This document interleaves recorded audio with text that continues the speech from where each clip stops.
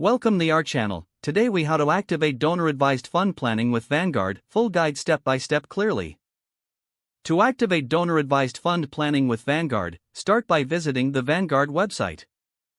On the homepage, navigate to the Investing section. From there, look for the Charitable Giving or Donor-Advised Funds option. Click on that link to access more detailed information about Vanguard's charitable offerings. Before proceeding, ensure you have your account information ready. If you do not already have a Vanguard account, you will need to create one.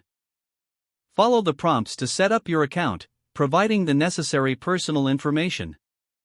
Once you have an account, log in to your Vanguard dashboard. Locate the section dedicated to donor-advised funds. Click on the Open a Fund or Start a Donor-Advised Fund option. Read through the requirements and guidelines provided on the page. Fill out the application form with the necessary details. This may include your personal information, donation preferences, and fund objectives. Review your choices to ensure everything is accurate. Submit the application once you are satisfied with the information provided. After submission, Vanguard will process your application. You will receive communication via email regarding the status of your application. If approved, you will be given instructions on how to fund your donor-advised account.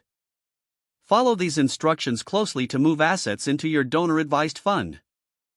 Once funded, you can begin recommending grants to charities of your choice.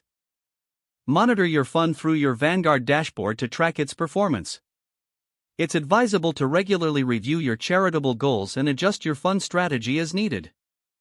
Consider consulting with a financial advisor for tailored advice throughout the process.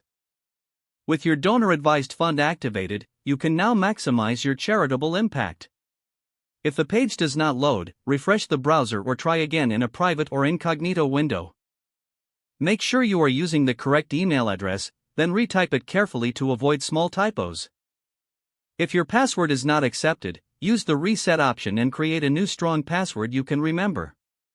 Check your spam folder for verification or security emails, then complete any requested confirmation steps. Don't forget to like this video and subscribe to our channel for more step-by-step tech guides.